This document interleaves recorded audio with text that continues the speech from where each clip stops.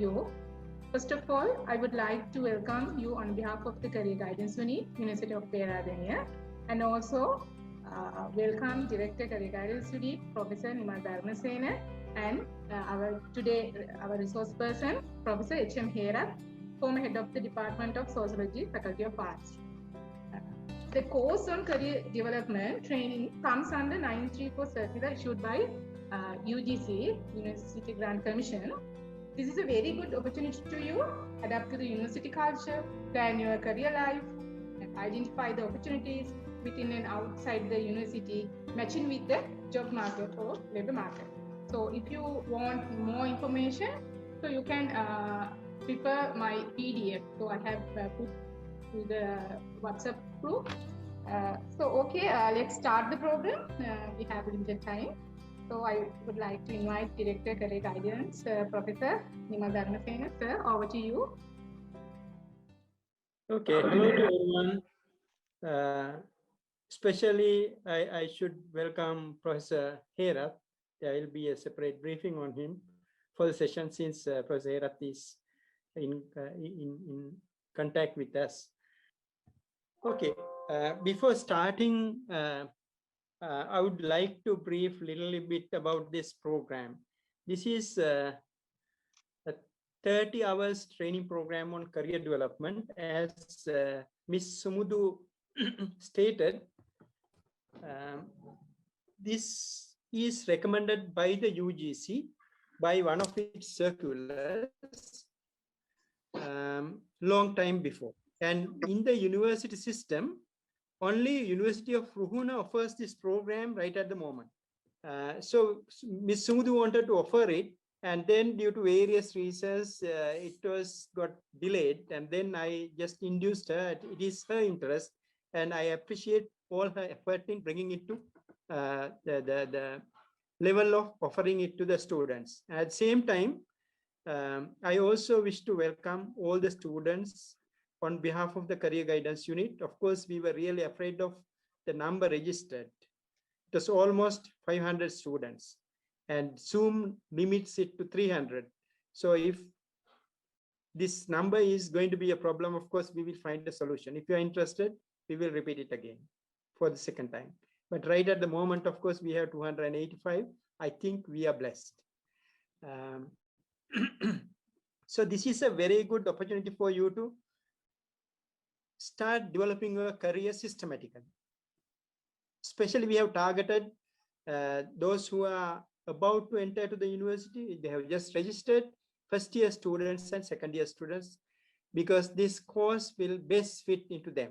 It does not mean that it will not fit into the others, but it will best fit to the students who are starting their education, because you need to plan your career. So I don't want to take much time, because I am eagerly waiting to listen to, like you, eagerly waiting to listen to Professor Herath's presentation. Because I have organized his presentation several times, even in my faculty, my department, but I could not listen it. So I will take few minutes to give you a quick start, right? Starting from the university's vision and mission to this course. Okay, the picture does imply something, right? If you are like an egg right at the moment, we need to hatch it to a nice, beautiful chick, and then chick should be transformed to a very nice rooster, right? All this transformation, it should have certain conditions. Egg to hatch, you have to provide proper temperature, relative humidity, turning of the egg. And then for the chick, you need proper nutrition, security, housing, and all these things to become a rooster. It is not that easy. So all these conversions are almost like developing your career. If you keep the egg in the fridge, of course, it will stay. If you dry it will dry it off as an egg. But our intention as the Career Guidance Unit is to facilitate your transformation from one stage to the other. It is not for finding a job, not only for finding a job, but developing your career. Understand difference between a job and the career. I usually speak on this in the very first session that that I get in the orientation programs. Okay, without wasting time, as I said, I will jump into the mission and vision. I don't know whether you have spent at least a couple of minutes, at least by mistake, to see the vision and mission of a university. We are interested. I am interested. The reason is that we usually read this whenever we are working with an organization. Now, for the university also, I also had some involvement in developing this, personal involvements. But anyway, two important things to understand an organization. Usually traditionally people look at the vision and then mission, but I will just start with the essence of the mission of University of Peradeniya. In a nutshell, if we take it, the extract, what it says is that we conduct teaching, training, research, and outreach activities, to contribute to the development of knowledge, of a knowledge-based society. Now, this is where we are fitting in, because our intention is we are teaching technical stuff in the courses, and at the same time, we need to develop a knowledge-based society. For that, of course, career development is contributing a great portion. It is the nutrition that you need. I think at least you got it now. Mission of an organization is, just for your information, we have a lot of management students, they will teach me, but mission is what we really do, the organization, right? Our role. So our vision is like a dream, but dreams are not always becoming true. But now, with respect to the institutions, strategic planning, the visions should also touch the reality. So our vision says, I'm just turning it into my own words, to be the center of excellence in higher education with national, regional, and global standing. So we have to be center of excellence at national level. Already we have reached it, right? #1 university. And regional, of course, we are in the regional setting, and then global standing. That is the target. So that is the dream part of it. According to this, what is important is that you need to absorb the essence of it. That's what I want to stress. You will not be second to any other graduate in this world. You have to be confident of it, especially in terms of intellectual capacity. You have very good staff. Today, I think we witness it. We have the best staff to talk on different subjects in this university. Any subject. With that, without wasting your time, usually people think when we start something, sky is the limit. But sky is not the limit. Beyond that, you will find universe.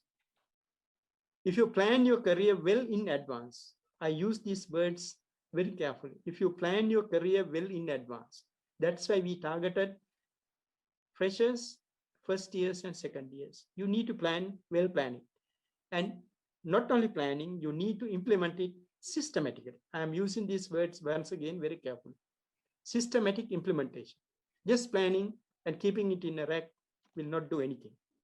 But implement it systematically, you will reach the goal. With that few words, I conclude my vision and mission and relating it to this career development course. And I wish you all a very nice day, very nice evening, and better future long term. Thank you very much. And I will transfer the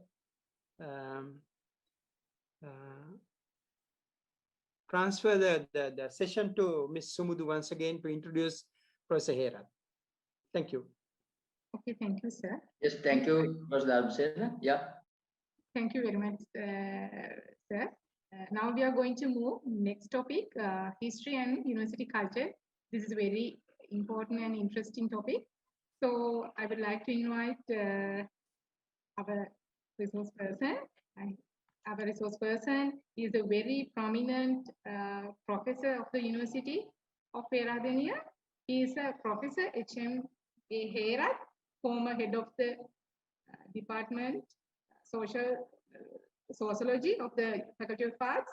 So I think it will be very interesting topic. So I would like to invite sir, over to you. Yes, good evening. It's a great pleasure to address this, I'll say this August assembly, August meeting, or the August classroom today, particularly about your university, University of Peradeniya. Those days we call University of Ceylon, right? It is a very interesting phenomenon to discuss this matter, university history and university culture and university architectural designs. Particularly, what I can say is that in the 20th century, the Sri Lankan society has produced a very excellent, very prestigious educational system in Sri Lanka with this free education that produce a very excellent, fascinating, attractive educational institution, what we call University of Ceylon. ඉතින් මම ඉතාම ආඩම්බරයෙන් අද මේ සන්ධ්‍යා යාමයේ සාකච්ඡා කරන්න බලාපොරොත්තු වෙන්නේ 20 වන සියවස තුල ශ්‍රී ලංකාවේ ඉතිහාසයේ විසින් ලෝකයේ අනිකුත් විශ්වවිද්‍යාල සමග සසඳන විට අතිශය සුන්දර වූ නිර්මාණයක් කරනු ලැබුවා.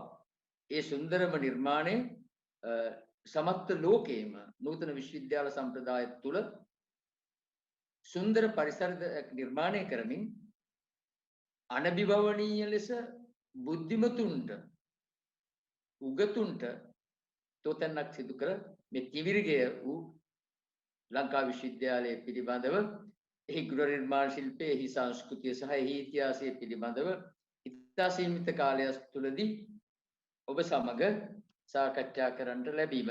ප්‍රථමයෙන්ම මම කැමති ඔබගේ බැලු බැලමටම මේ දක්කට ලැබෙනවා මේ යම්කිසි ලාංඡනයක් කියන්නේ මෙහි තිබෙන්නේ ඇත්තු නෙළුම් මල් කඩන දර්ශනයක්. මේක තමයි මම හිතන්නේ විශ්වවිද්‍යාලයේ පුරාම සමස්ත ශ්‍රී ලංකා විශ්වවිද්‍යාලයේ පසුව පේරාදෙණිය විශ්වවිද්‍යාලයේ පුරාම තියෙන දර්ශනය. Always we think that according to Asian tradition, we think that all undergraduates are very much similar with tuskers. Tuskers in the sense, here you see this very brave animals in the earth. They are plucking lotus. සුදු ඇත්තු නෙළුම් මල් කඩනවා. සාමාන්‍යයෙන් සුදු නෙළුම් මල් සහ සුදු ඇත්තු කියන මේ සංකේතයෙන් අඳුන්වනු ලබන්නේ ප්‍රඥාව, බුද්ධිය කියන ප්‍රධාන කරුණු දෙක. ඒ නිසා විශ්වවිද්‍යාල සම්ප්‍රදාය තුල අපි නෙළුම කියන එක විශේෂයෙන්ම ආසියානු සම්ප්‍රදාය තුල හඳුන්වනු ලබන්නේ ඊටාම පල් මඩක හැදිලා නමුත් මඩ නොගෑවි ඉහළට එසෙන්නා වූ අතිශය වැදගත් වූ මලක් වශයෙන්. Right?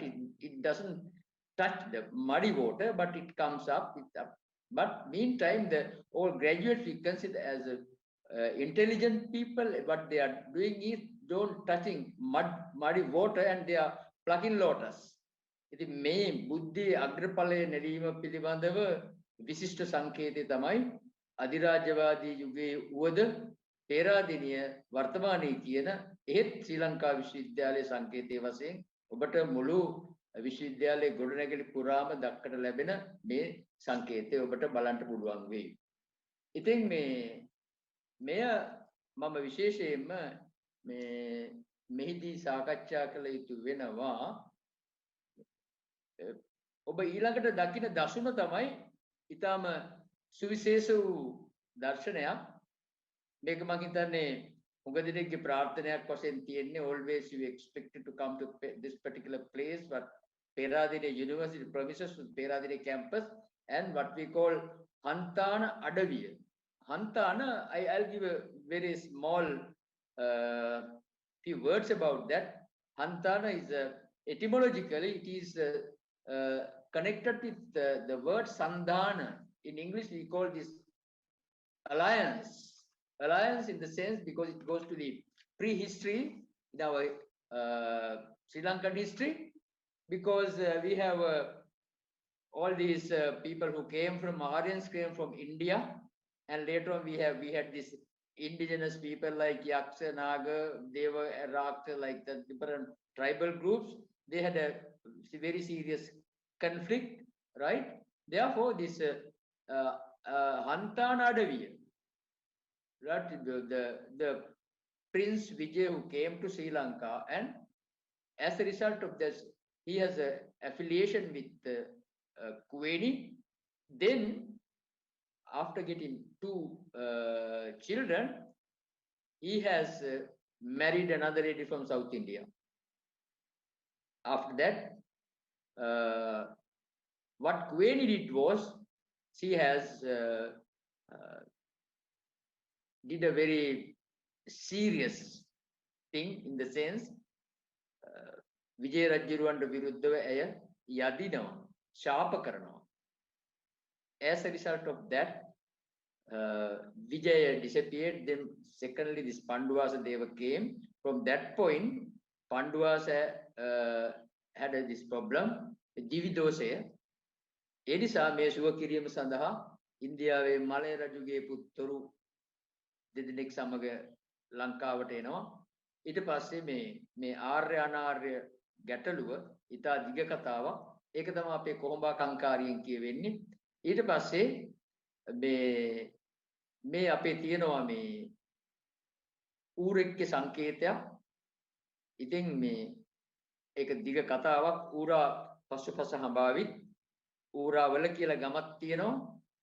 ඒ ඌරා වලට වැටලා අවසානයේදී මේ ඌරා අපි දන්නවා ෆස්ට් ඉයර් ශිෂ්‍යෝ එහෙම හන්තාන් නගිනකොට ඌරා ගල තියලා තැනක් තියෙනවා. මේ ඌරා කන්ද සිසාරා ගලාගෙන නැගගෙන යනකොට ඒ පිටිපස්සෙන් මේ මල රජු එලවගෙන ගිහිල්ලා අන්තිමට ඌරා ගල් වෙන තැනක් තියෙනවා. මෙතන ඌරා ගල කියනවා හන්තානේ. ඒ නිසා මේ ආර්ය අනාර්ය මේ දෙගොල්ලම එක් වෙච්ච තැනට ඌරා ගල කියනවා. ඉතින් මේ ඇතිවෙච්ච සන්දානයේ සිහිපත් කිරීම සඳහා අපි මේ Hantana කියන නම යොදාගෙන තියෙනවා. That's what we call alliance. ඉතින් මේ දෙගොල්ල එක් වෙච්ච තැන, එකමුතු වෙච්ච තැන සන්ධානය කියන වචනේ යෙදিলা තියෙනවා. එදා දැන් ක්‍රිස්තු පූර්ව යුගවල ඉඳලා මේ Hantana කියන නම භාවිත කරනවා. ඒ නිසා ඔබට මම හිතන්නේ විශේෂයෙන්ම මේ Hantana අවම වශයෙන් ගංගා කුඩා ගංගා 1500ක් පමණ ඇවිල්ලා මහවැලි ගඟට මේ සම්බන්ධ වෙනවා. එනිසා මේ භූමිය වශයෙන් මෙය විශේෂයෙන්ම 1371 දී මහනුවර ගම්පල රාජධානී රජු 3 වෙනි වික්‍රමබාහු රජුගේ අගනගරයේ බවට පත් වෙලා තිබුණේ පෙරාදෙනිය. ඉතින් මේ ඒ නිසා දැනටත් අපට සමහර මේ කැම්බෝල් ලෝරි ඔහුගේ වාර්තාවේ කියනවා මේ රජ මාලිගාව තිබුණු තැන දැනට අපේ මාස්සාලාව සහ මේ දැනට විද්‍යාපීඨයේ නවගොඩ නැගිල්ල අතරතුර මේ මාලිගාව තිබුණා. ඒ වගේම රාජකීය උද්‍යාන සහ අවශේෂ ස්ථානත් මේට මේ රාජධානිය තුල තිබුණා. මේ 3 වෙනි වික්‍රමබාහු සාමාන්තයයි කියන එක. ඒ නිසා මේ මම හිතන්නේ මම මේ කතාව දල වශයෙන් කිසියම් හැඟීමක් ඔබට ඇතිවීම සඳහා මම කිව්වේ because you have heard about this particular story about your history, right? Then when we were digging, right, this in the British period, they have found some archaeological designs and archaeological ruins directly connected with temples. එතකොට මෙහිදී විශේෂයෙන්ම දැනට සනාතන මන්දිරයේ තියෙන හරියේදී හමු වෙලා තියෙනවා මේ විහාරයක ලක්ෂණ. මම හිතන්නේ ඒ වගේම මේ ඓතිහාසික පරිශ්‍රය තුල බුද්ධ ප්‍රතිමාවක් සහ අවශේෂ ස්ථාන කීපයක් ඒවා මම හිතන්නේ විශ්වවිද්‍යාලයේ කියන මේ සුන්දර වූ ස්ථානයේ ගොඩනගන විට ඒවා යම් ස්ථාන වලට රැගෙන ගිහිල්ලා තියෙනවා. නමුත් මම මේ අවස්ථාවේදී කිව යුතු වෙනවා මේ ඓතිහාසික පුරාවෘත්තය අපට තෝතැන්නක් වෙලා තිබිච්ච කතන්දරේ. ඊළඟට මම හිතන්නේ අපි දකිනවා the whole country captured by British in 1815. After that, 1833, there was a very serious changes were happening in the country because according to this Crown Land Act, right, all these British people, they have sold all the important lands in upcountry areas to the particularly for Britishers. එතකොට අපි දන්නවා මොඩුබිම් පනත යටතේ සම්පූර්ණ ඉඩම් විකුණු ලබනවා උඩට මේ ප්‍රදේශවල මිනිසුන්ගේ ඒ ප්‍රතිඵලයක් වශයෙන් මේ භූමිය අත්පත් කරගනු ලබනවා දැනට අපි පේරාදෙණිය විශ්වවිද්‍යාලයේ කියන මේ උතුම් ආයතනයේ තියෙන ස්ථානය පේරාදෙණිය ස්ටේට් කියන කොම්පැනි වතුවකට අයිති වෙලා තිබෙන්නේ ඒ නිසා ඔබ දකින්නේ මේ කාලාන්තරයක් තිස්සේ කැලෑවක් වශයෙන් තිබුණා ඒ වගේම එහි තේ රබර් ඒ වගේම උක් සහ වෙනත් ගස් වර්ග වගා කරනු ලැබුවා පේරාදෙණිය ස්ටේට් කියන එකේ මේක තමයි මේ එක පැත්තකින් ඔබ දකින මේ ऐतिहासिक कतांदरे. This is a little bit you have to think about your own university land and the historical approach about that particular land. Now I'll move into the other side of the discussion. ඉතින් මෙවන් වකවානුවක තමයි අපි දකිනවා මේ අතිශය සුන්දර විශ්වවිද්‍යාලය පිළිබඳ කතාන්තරයට විශේෂයෙන්ම 1864 පමණ වන විට අපි දන්නවා ලංකාවේ විශාල බුද්ධිමතුන් පිළිගේ විවාද පිළිබඳව සහ නොයෙක්තාකාරයේ සාකච්ඡා ගොඩනැගෙනවා විශේෂයෙන්ම 1864-65 විතර බෞද්ධ සහ ක්‍රිස්තියානි දෙපක්ෂය අතර there was a big debate particularly about what we call the වාද කතා එහෙම නැත්නම් පංචමහා වාදය right after different places they were arguing about the reality of the religion and truth and various other karma, rebirth, etc., including two parties, Migettuwatte Gunananda Theroda, led by this one. In addition to that, the Christian party also in 5 places, particularly in Gampala, Udangvita, Urugodavatta, Gala, etc., finally Panuduravade. Then all these intelligent people, the global level people came and see. And after that, there was a very fascinating things happened in the country. ඉතින් මේ සියලු විවාහ සමග විශාල බුද්ධිමය ප්‍රවාහයක් ඇති වෙනවා 19 වෙනි සියවසේ අගභාගයේ වන විට ඒ ප්‍රතිඵලයක් වශයෙන් තමයි මේ විශ්වවිද්‍යාලයක් ගොඩනැගීම පිළිබඳ මහා කතාන්තරයට එන්නේ. ඒ නිසා විශේෂයෙන්ම සිංහල, දෙමළ, මුස්ලිම්, මැලේ මේ හැම කෙනෙක්ම වාගේ ලංකාවේ උසස් අධ්‍යාපනය ලැබීම සඳහා ශිෂ්‍යයින්ට කේන්ද්‍රස්ථානයක් ගොඩනැගීම පිළිබඳ මහා උනන්දුවක් දක්වනු ලැබුවා. මේ නිසා වහවහ විශ්වවිද්‍යාලයක් ඇති කළ යුතු කියන හේතු කාරණා ගණනාවක් මේ බුද්ධිමතුන් තුළ පැන නැගෙනවා. ඒ වගේම මේත් එක්ක මේක සිදුවීමක් වෙනවා අපේ අධිරාජ්‍යවාදී යුගයේදී විශේෂයෙන්ම ඔය වියලිකලාපීය ප්‍රදේශවල විවිධාකාරයේ ලෙඩ රෝග හැදිලා විශාල වශයෙන් සෙනඟ මිය යන්නට පටන් ගත්තා. මේ ප්‍රතිඵලයක් වශයෙන් ඉංග්‍රීසි ආණ්ඩුව වාර්තා කරනවා හැකි ඉක්මනින් මේ සෞඛ්‍ය අධ්‍යාපනය පිළිබඳ පාඨමාලා උගන්වන්නට ඕනේ කියලා. ඒ නිසා මේ වාර්තාවලට අනුව වෛද්‍ය විද්‍යාලයක් ගොඩනැංවීම සඳහා යෝජනාවලියක් ගේනවා. 1952 වෙන විට මම හිතන්නේ මේ යෝජනාව එවකට සිටි ශ්‍රීමත් ජෝර්ජ් ඇන්ඩර්සන් විසින් ගෙනාවට මේ සාර්ථක වෙන්නේ නැහැ. ඊට පස්සේ මේ සිදුවීමක් සිදු වෙනවා මේ විශේෂයෙන්ම සෞඛ්‍ය අධ්‍යාපනය දියුණු කිරීම සඳහා දොස්තර ලෝස් මහත්තයාගේ ප්‍රධානත්වයෙන් ඉදිරිපත් වෙච්ච කරුණු අනුව එකල ප්‍රධාන මහජන වෛද්‍ය නිලධාරිවරයා වූ දොස්තර චාල්ස් විසින් වෛද්‍ය විද්‍යාව, ශල්‍ය විද්‍යාව සහ වින්නඹ සේවය සඳහා සම්ප්‍රයුක්ත වෙච්ච ප්‍රධාන පාඨමාලාවක් ඉදිකළ යුතුයි කියන යෝජනාව වෙනවා. ඒත් එක්කම මේ ડોક્ટર ලෝස්ගේ ප්‍රධානත්වයෙන් මේ දේවල් සම්බන්ධ කරගත්තු වෛද්‍ය අධ්‍යාපනය දියුණු කිරීම සඳහා ආයතනයක් ගොඩනැගීම පිළිබඳ ප්‍රථම අධියර this is the first step of the establishment the university which was happened in 1870. එතකොට මේ සියලුම දේවල් එක්ක පළවෙනි වතාවට ලංකා ඉතිහාසයේ වෛද්‍ය විද්‍යාලයක් ගොඩනැගෙනවා 1870 දී ඇත්ත වශයෙන්ම කොළඹ කාන්තාර රෝහලේ තිබිච්ච ගොඩනැගිලි තුල තමයි මේ පටන් ගත්තේ.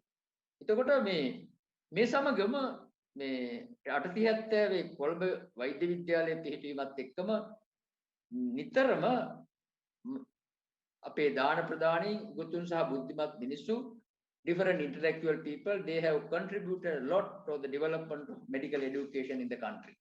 Meantime, all intellectuals of London educated, particularly for British educated intellectuals in Sri Lanka, lawyers and barristers and other people, they were fighting for the separate university.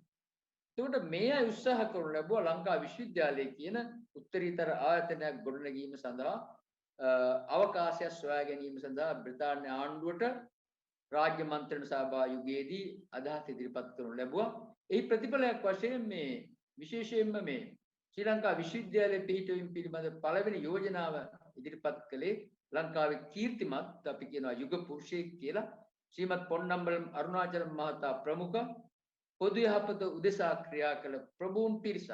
මේ ප්‍රභූන් පිරිස 48ක් විතර මේකට සිංහල අය හිටියා, දෙමළ අය හිටියා, මුස්ලිම් සහ මැලේ අය හිටියා එකතු වෙලා 1906 ජනවාරි මාසයේ 6 වෙනිදා මේ කොළඹ කොටුවේ පුස්තකාල ගොඩනැගිල්ලේ ප්‍රථම වට රැස් වුණා මේ විශ්වවිද්‍යාලය ගොඩනැගීම පිළිබඳ කමිටුව.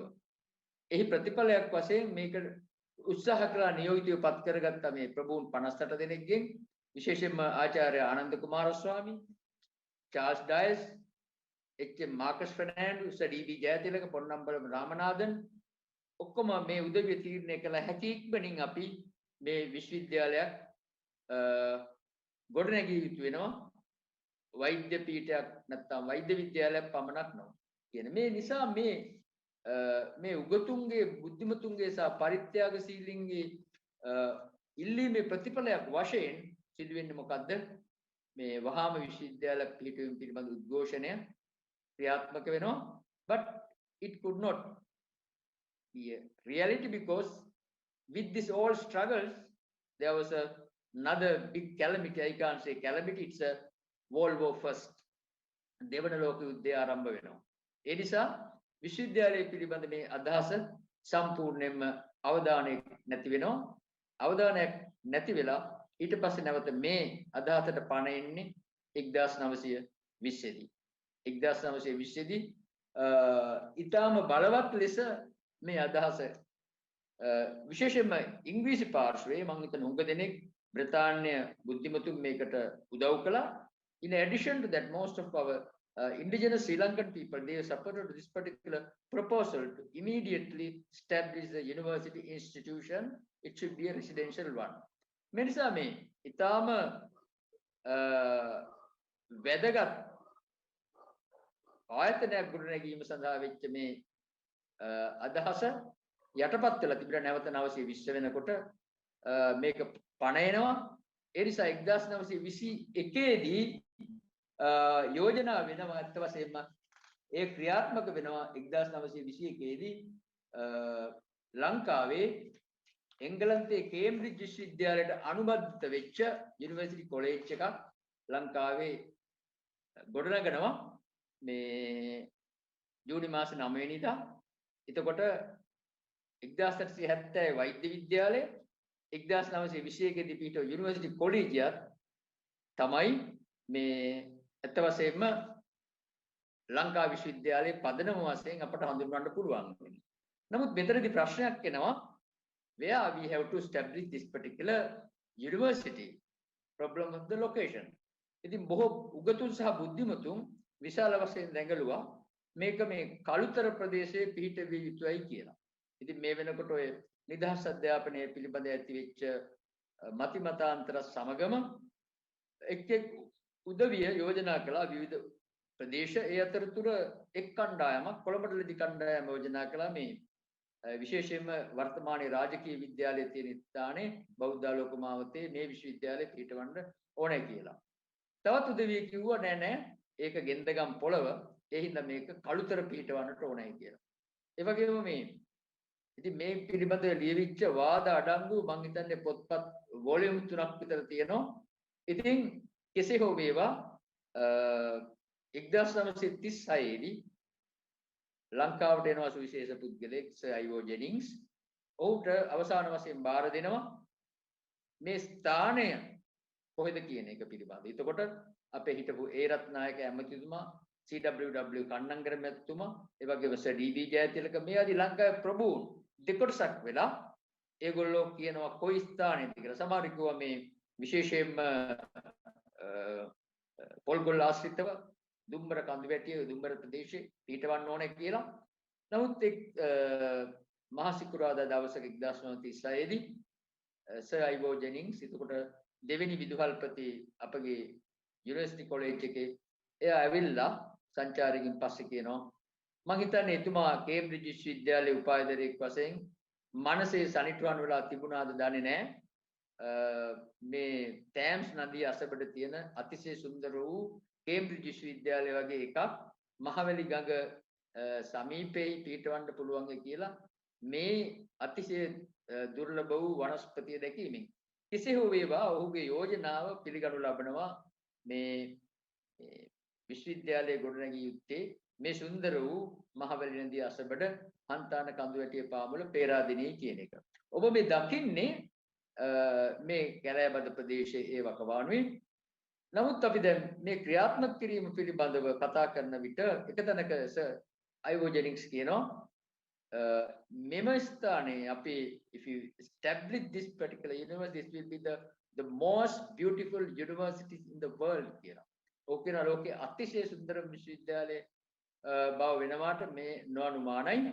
ඒ නිසා in addition to that he has mentioned about that I don't want to re-establish another Cambridge or Oxford University here. What I want to do is what I want to establish a Sri Lankan cultural center කියලා. ඕකේන මට මේ Oxford හෝ Cambridge විශ්වවිද්‍යාල නැවත මේ ස්ථාපිත කරන්න ඕනේ. මට අවශ්‍ය වෙලා තියෙන්නේ මේ ශ්‍රී ලංකාවේ සංස්කෘතික අධ්‍යයන කේන්ද්‍රයේ උසස් අධ්‍යාපන ආයතනයක් ඇති කිරීම කියන එක පිළිබඳව. ඉතින් මේවා නැවත යටපත් වෙනවා නැවත උඩට එනවා. ඉතින් මේ පේරාදෙණියේ තේරුවත් ඇත්ත වශයෙන්ම යටපත් වුණා. ආයෙත් සිද්ධ වෙනවා. දෙවන ලෝක සංග්‍රාමයත් සමගම අර යෝජනා සියල්ලම යටපත් වෙනවා. ඒත් එක්කම සිද්ධ වෙන එක තමයි පේරාදෙණිය විශ්වවිද්‍යාලය කියන මේ මහා පරිශ්‍රය විශ්වවිද්‍යාලයට යෝජනා වෙච්ච තිබුණු ප්‍රදේශය දෙවන ලෝක යුද්ධ සමයේදී විශේෂයෙන්ම දකුණු ආසියාව පාලනය කරනු ලැබූ රාජකීයව මවුන්ට් බැටන් සාමිවරයාගේ මධ්‍යස්ථානයේ බවට පත් වුණා.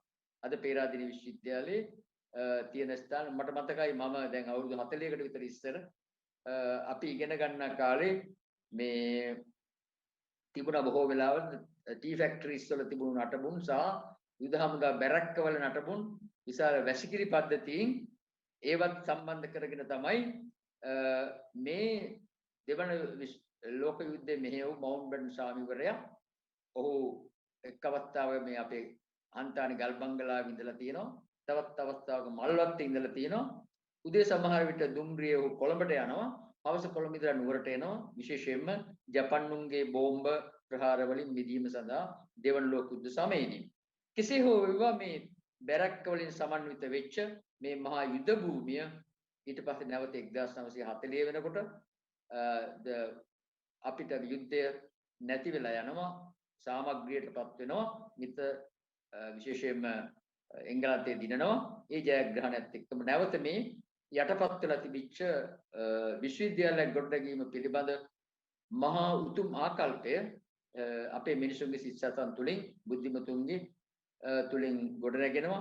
විශේෂයෙන්ම පොන්නම්බලම් අරුණාචලම් පොන්නම්බලම් රාමනාഥන් සඩීබී ජයතිලක මේ සියලු දෙනාම මහත් පරිශ්‍රමයෙන් මේ ගොඩනැගීම පිළිබඳව දිගින් දිගටම උත්සාහ කරනවා. අත වශයෙන්ම ඔබට මේ එක සලකුණක් just I want to show it's a kind of a symbol. This is not exactly prepared for the gymnasium. ඉතින් මේක මේ gymnasium එක වශයෙන් පිළියෙල කරපු එකක් නෙවෙයි. නමුත් මේක දෙවන ලෝක යුද්ධයේදී කුඩා හස්යන් අලුත් වැඩියා කිරීම සඳහා හදාපු හට් එකක්. ඉතින් ඒවකට මම හිතන්නේ මේ සම්පූර්ණ මේ ශ්‍රී ලංකා විශ්වවිද්‍යාලයේ ගොඩනැගීම පිළිබඳ බාර දෙන්නේ කේම්බ්‍රිජ් විශ්වවිද්‍යාලයේ අනුපමේය කාර්යභාරයක් ඉෂ්ට කරනු ලැබූ is a professor of architectural design, Professor Patrick Abercombe, and his obedient student Shirley Dalvis, right? They thought that we have to convert all these traditional buildings into the university architectural designs.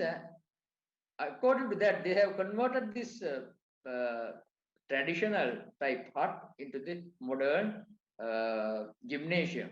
They make සමහර ලක්ෂණ මේ ඔබට දකින්න පුළුවන් ඒවා අපේ සාම්ප්‍රදායික සිංහල ගෘහ නිර්මාණ ශිල්පයෙන් ගත්තා. According to all these things, one particular day, Sir Ivor Jennings was asking, now yes, we can certainly establish this university here, but what kind of architectural designs you have to implement here? Then immediately Dr. Ananda Kumaraswamy said, you see this, we have British type of universities in the world. We have visited number of universities in Germany, France, Switzerland, other countries. And what we need is Sri Lankan traditional type of architectural designs associated buildings. Yes, what type of tradition? Then whether it is Hindu or Buddhist. Then immediately Dr. Ananda Kumaraswamy said, no, it should be a Buddhist traditional type of architectural designs. We have to apply for this. එහි ප්‍රතිඵලයක් වශයෙන් විශේෂයෙන්ම ඔබ දන්නා හුඟ දෙනෙක් මේ medieval Sinhalese art කියන ප්‍රශංසනීය ග්‍රන්ථය ලියලා ජාතියට දායක වෙච්ච ආචාර්ය ආනන්ද කුමාරස්වාමීගේ මුවින් ගිලිහෙනවා. ඉන්දියාවේ ඉඳලා බොහෝ විට තංජෝර වල ඉඳලා පොළොන්නරුව දක්වා අපට හින්දු ගෘහ නිර්මාණ ශිල්පය තියෙනවා. ඒ සමගම නමුත් බෞද්ධ ගෘහ නිර්මාණ ශිල්පයේ සකස් වෙච්ච Sinhala traditional type architectural design අපට අවශ්‍යයි. ඒක මේකට ආරෝපණය කළ යුතුයි කියන එක මේදී යෝජනා වුණා. ඒ ප්‍රතිඵලයක් වශයෙන් තමයි මේ පේරාදෙණියේ මේ නව විශ්වවිද්‍යාලයට එන්නේ. ඔබ මේ දකින්නේ මේ ඇත්ත වශයෙන්ම 1920 දී ගොඩනගපු කොළඹ මේ කොලෙජ් හවුස් කියන එක. ඉතින් ඒ කාලේ මේ රෙජිනා හවුස් කියන මේ ගොඩනැගිලි සම්පූර්ණ මෙලදී අරගෙන අදත් මේ කොලෙජ් හවුස් කියන්නේ දැන් කොළඹ විශ්වවිද්‍යාලයේ භාවිත කරනවා. ඊට පස්සේ විශ්වවිද්‍යාලයේ ගොඩනැගීමේ කාර්ය ඇති වෙන පටන් ගත්තට පස්සේ එහි ඊටාම ප්‍රතාපවත් පුද්ගලයා. I think there is a giant behind this university complex, Sir Ivor Jennings. He says he has written a number of books about his university concept and his thoughts and ideas. Okay, now, Mama Vaduwekge Daruwek. Mata Vaduwekge Daruwek Kutta Shishat Nolabune Nam, Mama Kavadavat, Cambridge Vidyalaya Nene. It is a Mage Karebare Vite Daruanti Genwiman. Mesandha, Angasampurna Vishwidyalaya, Residential University Cup, Godanagimtama Mage Karebare Kila, Ohu Ugenwimat Amatarava, Isal Usahayak Darlatino. හැම ගොඩනැගිල්ලක් පිටිපස්සෙම ඇවිදිනින් පේරාදෙණිය විශ්වවිද්‍යාලයේ විශේෂයෙන් 1940න් පස්සේ මේ ගොඩනැගිලි සංකීර්ණ ගොඩනංගන්න ඒත් එක්කම ඔහුට උදව් වෙච්ච ප්‍රධාන පුද්ගලයා තමයි මහාචාර්ය පැට්‍රික් ඇබර්කොම් සහ මහාචාර්ය පැට්‍රික් ඇබර්කොම්ගේ ලංකාවේ ශිෂ්‍යයා තමයි ෂර්ලි ඩාල්විස්. ඒ නිසා මේ අයගේ මේ they are the people who played a very key role to establish particular this university in the country. ඉතින් මම ඔබට මෙහිදී යමක් කියන්නට වෙනවා මේ ලාංඡනය පිළිබඳව. මේ දැන් මේ වන විට මේ ඉන්න ශිෂ්‍යෝ ඔක්කොම දකිනවා. මේක තමයි මේ පේරාදෙණිය විශ්වවිද්‍යාලයේ those days we used the University of Ceylon. ඉතින් මේ ඔබ දකින්නේ මේක විශ්වවිද්‍යාලයේ පිළිබඳව ඔබේ තියෙන ගෞරවාන්විත හැඟීම සබා ඔබේ බුද්ධිය සහ දැනුම මේ හැම එකක්ම තවදුරටත් ප්‍රවර්ධනය කිරීමට හේතු වෙයි කියලා මම විශ්වාස කරනවා. මුළු ලෝකෙම when you think about the education systems, always they use particular color that is maroon. Level පාට තමයි ප්‍රයෝජනට ගන්න. ඒ හේතුව රුධිරය කියන්නේ it's carrying a very high mobility. වේගයෙන්ම ගමන් කරන්නේ ලේ ධාරාවන් ලෝකේ. ඒ නිසා මෙහි රතු පාට වර්ණයෙන් පෙන්눔 කරන්නේ social mobility. විශ්වවිද්‍යාලයේ උගතෙක් වුණොත් ඉහළ නැගීම සමාජ වෙනස් වීම සහ සමාජ චල්‍යතාවය තමයි ඔහුගේ ප්‍රධාන කාර්යභාරය. ඒ නිසා මේ ඔබ දකින්න මේ මෙරුන් රතු වර්ණ මේක හරි වැදගත් වෙනවා ඔබේ සංස්කෘතික සම්ප්‍රදාය තුළ හිතේ තබා ගත යුතු වෙනවා. මේකේ මේ ක්‍රෙස්ට් අනුකූලව තමයි පේරාදෙණිය විශ්වවිද්‍යාලය තුළ තියෙන ඔක්කොම මල් ගස් වවලා තියෙන්නේ. හුඟක් මල් හදලා තියෙන්නේ. ඒ වගේම ලංකාවේ බුද්ධිමය සම්ප්‍රදාය සිහි ගැනීම සඳහා ඒක ලංකාවට පමණක් ආවේනික වෙච්ච එකක් නෙවෙයි මුළු ආසියාවටම පොදු දෙයක්. නෙළුම් මලේ පෙති මේ පලාපෙති මෝස්තරයක් තමයි තියෙන්නේ. ඊළඟට කහ පාටින් එය සංප්‍රයුක්ත වෙනවා. කහ පාට කියන එක අපි හඳුන්වනු ලබන්නේ පරිණත භාවයේ සංකේතය. එතකොට මේ පරිණත භාවය කියන එක අතිශය වැදගත් වෙනවා. විශ්වවිද්‍යාලයක උගතුන් අපි බිහි කරනවා. ඉතින් කොහොමද බිහි කරන්නේ? මේ තියෙන ඔබට මේ පේරාදෙණිය විශ්වවිද්‍යාලය කියලා සිංහලෙන් තියෙනවා, දෙමළෙන් තියෙනවා, ඉංග්‍රීසියෙන් තියෙනවා. ඒත් එක්කම මේ ප්‍රෞಢ මේ සිංහයාගේ මේ පිටුපසින් තියෙනවා සර්වස්ව ලෝචනම් ශාස්ත්‍රම්. ඒ සංස්කෘත භාෂාවෙන් කියලා තියෙන්නේ විශ්වවිද්‍යාලය කියන්නේ ලෝකය දැකීමට ඇසක් දෙනවා කියන්නේ. ඒ කියන්නේ උගතෙක් බුද්ධිමතෙක් දෙන්න වෙනස්. එසේ වුණත් විශ්වවිද්‍යාලයේ කාර්යභාරය වන්නේ ඔබ මොන විෂයක් හැදෑරුවද කොච්චර තරුණ ජවයකින් යුක්ත පුද්ගලයෙක් වුවද ඔබ පරිණත බුද්ධිමතෙක් බවට පත් කරන්න අවශ්‍ය ඇසක් දෙනවා. ලෝකේ බලන්න කණ්ණාඩියක් දෙනවා.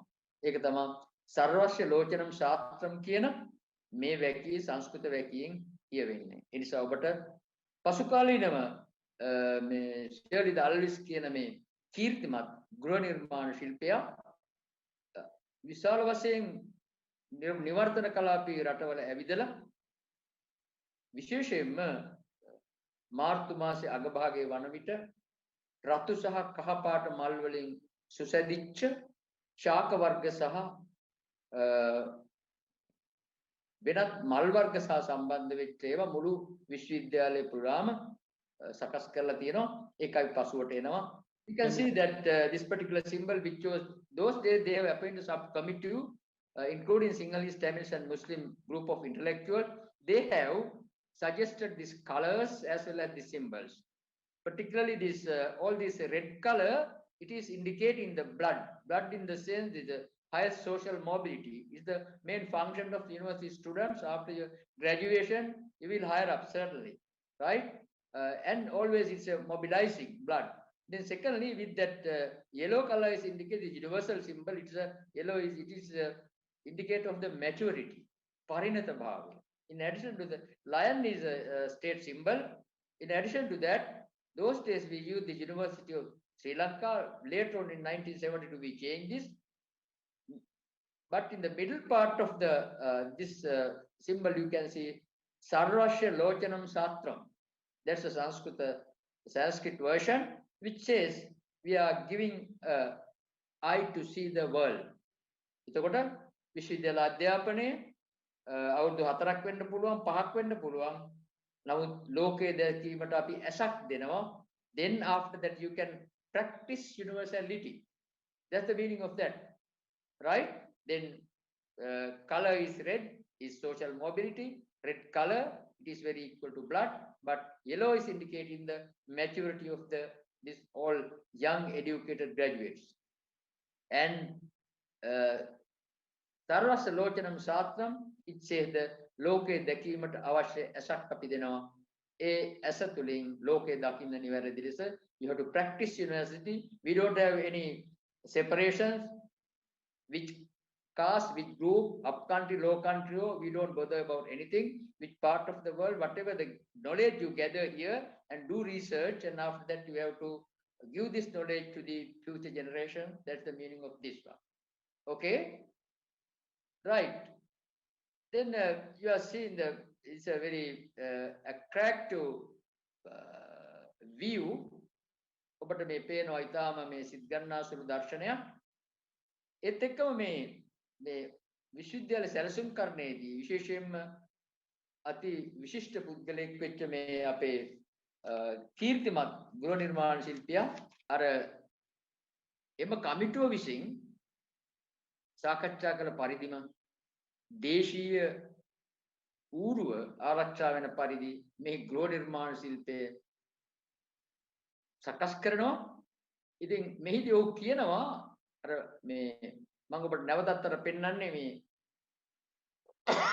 මම හිතන්නේ මේ professor ධර්මසේනට you can remember this particular tree. මෙතන තවත් යමක් මම කියන්න ඕනේ. පැරණි ගලහ දෙල්තොට පාර තිබුණේ දැනට විශ්වවිද්‍යාල ය භූමිය මැදි. විශ්වවිද්‍යාල ග්‍රවුන්ඩ් එක හරහා ඇවිල්ලා වූස් කැන්ටින් එක හරහා ගිහිල්ලා නැවත ගලහ පාරට වැටෙනවා. එතකොට ඒ කාලේ හදාපු විශාල මාරාගස් තිබුණා. ඉතින් ෂර්ලි ඩල්විස් කලේ ඊටම වැදගත් වන මේ ලෝකෙ තිබෙන මල් වර්ග නිවර්තන කලාපීය මල් වර්ග මේ මාරාගස් වලට යවලා මේ ඒවා විශ්වවිද්‍යාලයේ සතු වස්තුන් බවට පත් කරගත්තා. මේ ඔබ පේන්නේ this is a flowering season particularly in March 27 to April 5th and in same year November also you can see it's a blossoming period of this. Again you can see ඔබ මේ දකින්නේ ඊටාම සුන්දර වූ මහාචාර්ය එදිරිවීර සරච්චන්ද්‍ර එලිමහන් රංගමඩල ඒ තියෙන්නේ මම හිතන්නේ ඊටාම සිත් කරනවා සුළු වර්ගයේ ගසක් මල් පිපිලා ඉතින් මේක 7000ක් පමණ මේ වාඩි වෙන්නට සලස්වන්න පුළුවන්.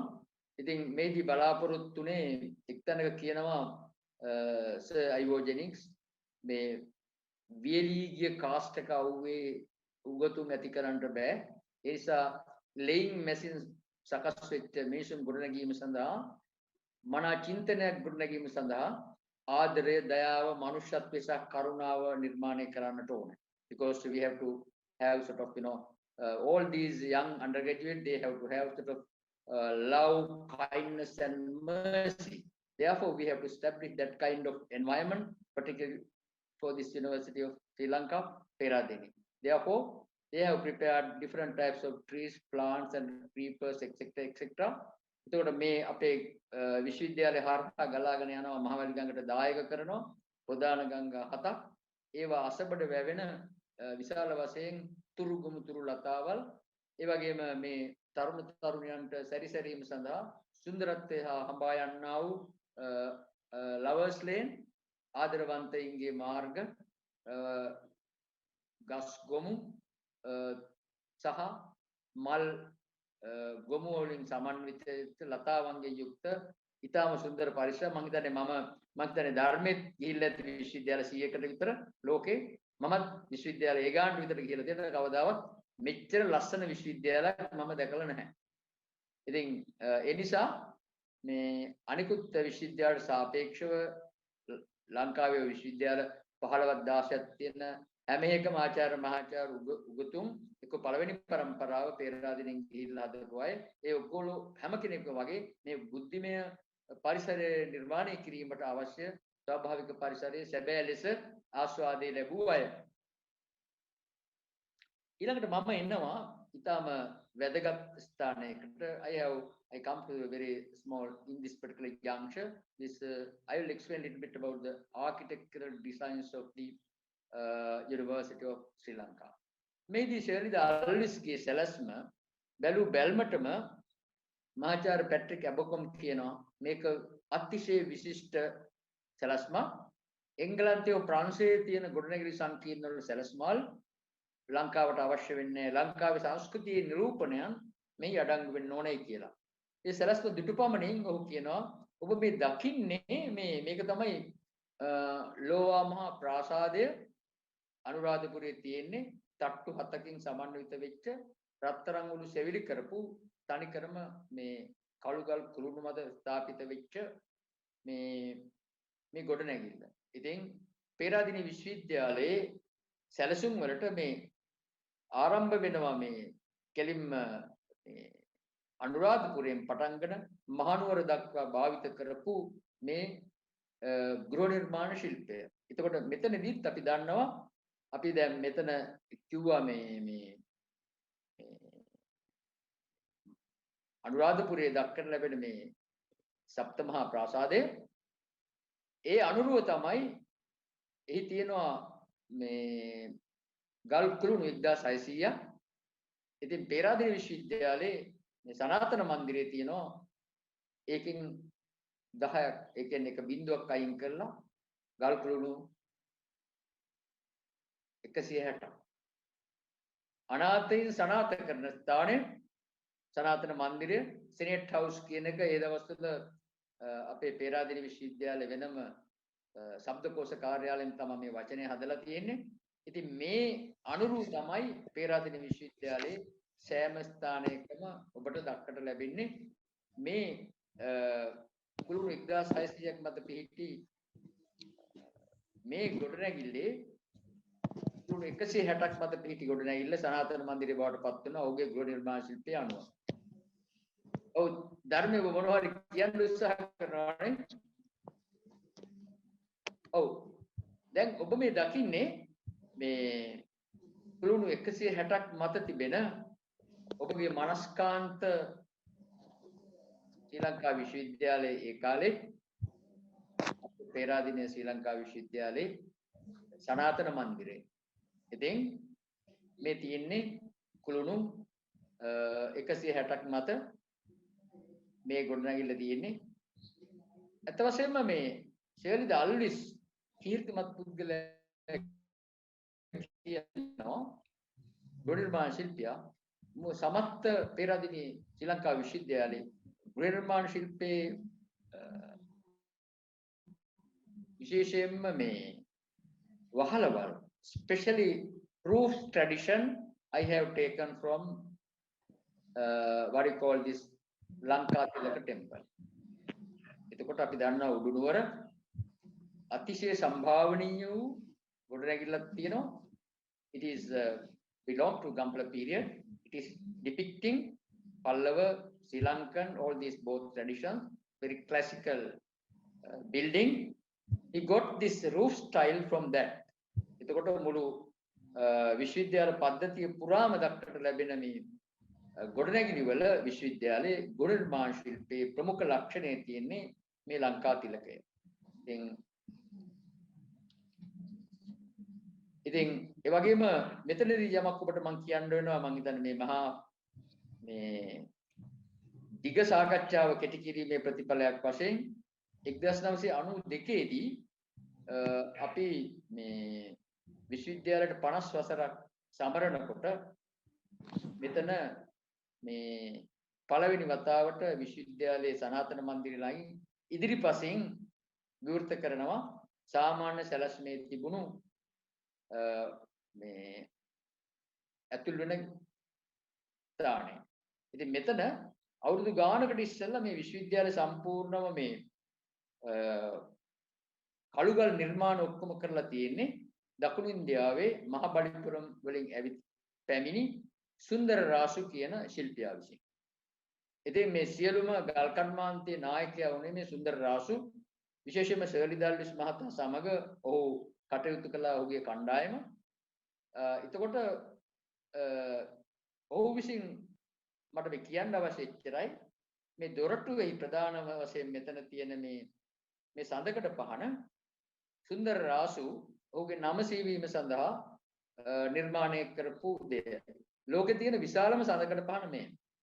අපි අනුරාධපුරයේ සිට මහනුවර ගත්තත් ඉන්දියාවේ ගත්තත් මේ මෙවැනි සඳකඩ පහනක් දක්නට ලැබෙන්නේ නැහැ. ඒතරම්ම ප්‍රසක්ත වූ නිර්මාණයක්. ඉතින් මේක තිබුණේ ඔය ඒ දවස්වල අපි කිව්වේ ස්ට්‍රයික් ගහයට කියලා කහපාට මල් ගහයට. ඊට පස්සේ කවුරුවත් දන්නේ නැහැ මේක පසු කාලීනව මේ මහාචාර්ය මධ්‍යම බණ්ඩාරයන් උපකුලපති සමයේ මේක දැකලා ඊට පස්සේ එවකට මේ අපේ පේරාදෙණිය විශ්වවිද්‍යාලයේ දන්ත විද්‍යාලය ගොඩනැගීම සඳහා ජපන් ඉංජිනේරුවෝ පැමිණ සිටියා.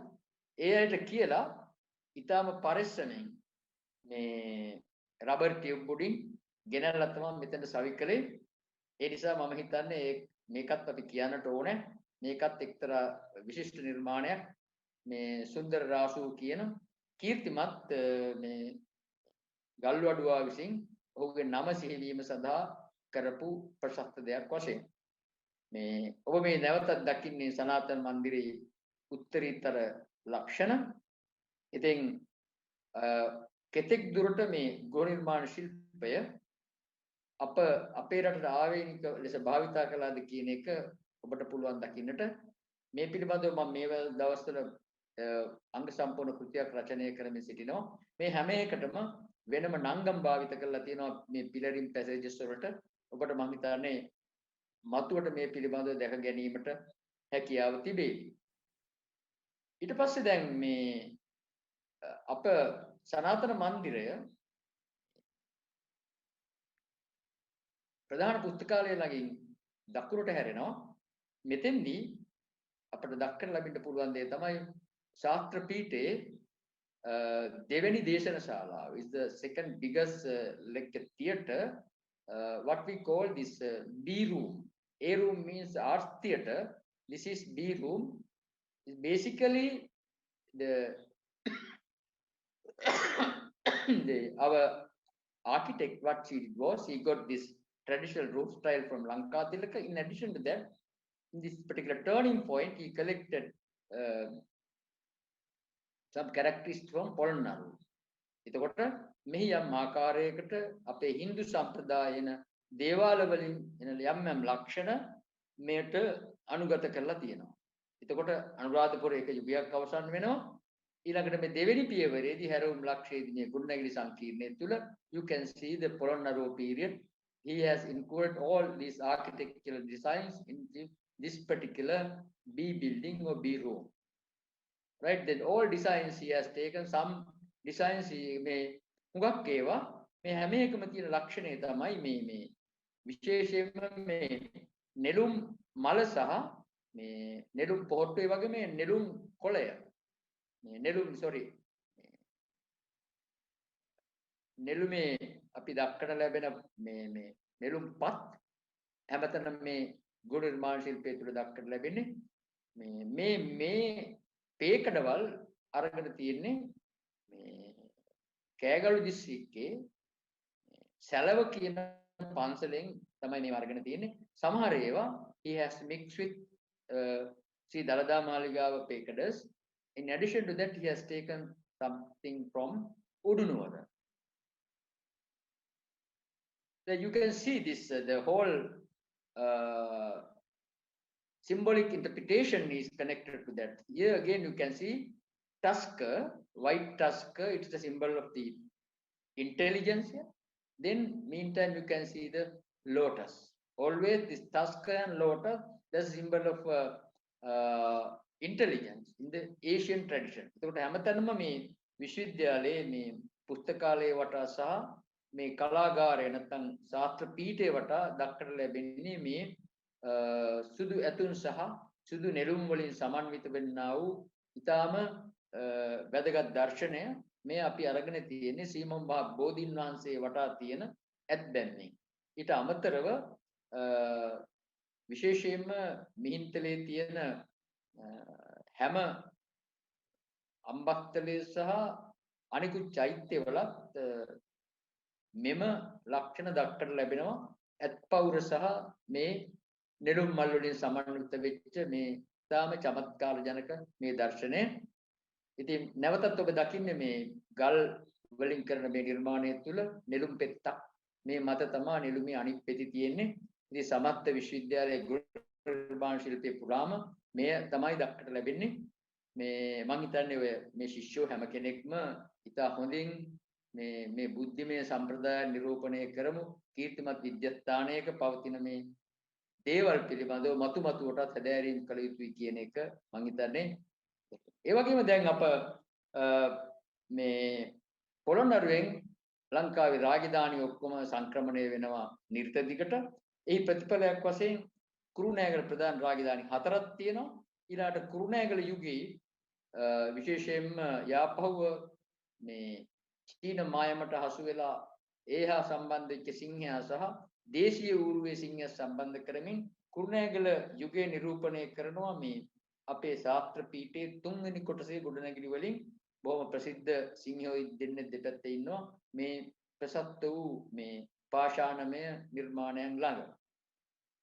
ඊට පස්සේ මේ නුවර යුගයේ නිරූපණය කරන විශේෂයෙන්ම දළදා මාලිගාවේ තියෙන පේකඩවල් සහ දොරවල් වගේම මේ ඇම්බැක්කේ දේවාලයේ තියෙන කැටයම් වලින් තමයි මේ කලාගාරය කියන එක කෙලින්ම මහනුවර යුගයට අපි ප්‍රවිෂ්ඨ වීම පිළිබඳව විචිත්‍ර ජනක දර්ශනය මේ තුල අනුගත කරලා තියෙනවා. Now you can see this is a common place for everybody. Whatever the faculty you assemble here, this is a common property for the university students as well as university people. It's a very big hall. Those days, what we call this art gallery, they introduce as a art gallery. This place. I think if you peep your head a little bit to interior part of this one, we have taken this stony pillars from the Sri Dalada Maligawa. මේ වරන් තියෙන්නේ ඒ වගේම මේ සමහර ඒවා අපි අරගෙන තියෙනවා ඇම්බැක්කින් ඒ වගේම මේ සියලුම ඇතුළත තියෙන දොරවල් වල කැටයම් අපි අරගෙන තියෙන්නේ ඇම්බැක්කින් ඔබ මේ දකින්නේ මේ ඇම්බැක්කේ දේවාලයේ ඊටාම කියන්නේ ආසියාවේ තියෙන ලී වලින් නිර්මාණය වූ විශිෂ්ටම ආකෘතිය ලෙස අපි සලකන්නේ what we call this Ambekka wooden palace. He has selected very specific type of pictures and embedded here. Those are very fascinating. And මේවා තමයි මේ විශේෂයෙන්ම මේ ගිනි මකරා ඊට පස්සේ මේ හංස පූට්ටුව ඒ වගේ අපට ගැළපෙන චිත්‍ර රාමුන් රාශියක් මේ දොරවල් සඳහා මේ අතිශය උත්තරීතර ආයතනයේ යොදාගෙන තියෙනවා. ඒවා ඊටාම මම හිතන්නේ රමණීය වූ තේරීම් කියලයි අපට හඳුන්වන්නට පුළුවන්. ඊළඟට මම ඔබ මේකට කියන්නේ මහාවේ කියලා. ඒ කියන්නේ විශේෂයෙන්ම මේ හන්තාන කන්ද සිසාරායන නදී වලින් ගංගා වලින් මේක තමයි මේ විශාලම ගංගාව. මේකට කිව්වේ මේ මහාවේ කියලා. පේරාදෙණිය මහාවේ මේක මතින් තියනවා මේ ඉතාම වැදගත් බ්‍රිජ් එකක් එහෙම නැත්නම් පාලමක්. මේකට කියනවා ගජසිංහ පාලම කියලා. It's a very fascinating explanation given by Shirley the Alvis.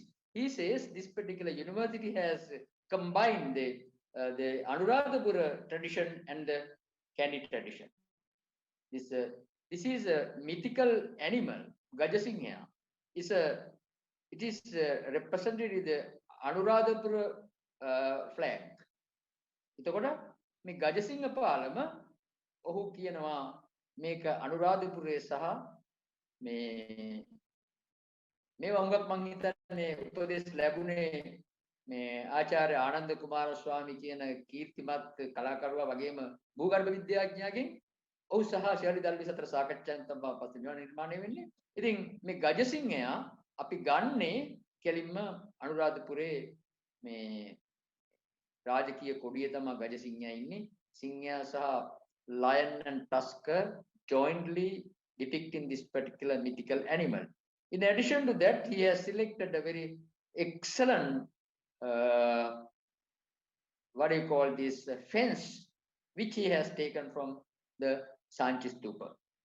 මේක හරි වැදගත් මේ මුළු විශ්වවිද්‍යාලයේ පරිධිය පුරා තියෙන සියලුම ගංගාවලට උඩින් දාලා තියෙන මේ දෙපැත්තේ තියෙන මේ වැට මේක අරගෙන තියෙන සාංචි ස්තූපයෙන් සාංචි ස්තූපේ මේ වැට ගන්නවා මේ ජේතවන විශ්වවිද්‍යාලයට අනුරාධපුරයේදී ඊට පස්සේ ජේතවන විශ්වවිද්‍යාලයෙන් අපි ගන්නවා පේරාදෙණියට 1941 පස්සේ මේ වැට තමයි මේ මුළු පේරාදෙණිය විශ්වවිද්‍යාල පරිසරයේ පරිධියේ තියෙන හැතැම්ම 10 තුල සෑම පාලමක් සඳහාම යොදා ගැනීමට Sir Ivo Jennings කියලා තියෙන. ඒකට හේතුව තමයි what he has is in his mind to establish a university town, because he assumed this residential university is very much similar with Oxford or Cambridge.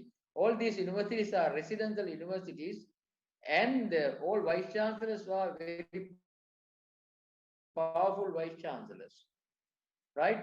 Anytime they can acquire some lands or the properties in and around here. The same tradition he followed here. කිව්වා මේ සියලුම පාලම් වලට දාන්න ඕනේ මේ නැතම්ම 10ක පරිධිය තුල මේ වැටක් කියන එක. මේ මම නැවත එනවා. ඊළඟට මේ කලාගාරයේ ඇතුලේ දෙපැත්තේ තියෙන මේ පුන් කලස.